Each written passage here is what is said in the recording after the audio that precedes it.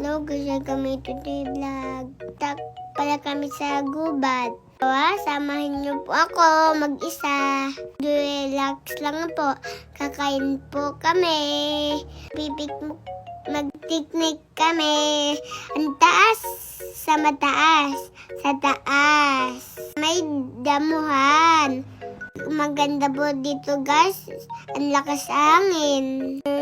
And fresh. Ang taas nga guys. Tabuti dami tindahan sa aming bahay. Kitang-kita. Ayun po yung color red sa Tita Mi.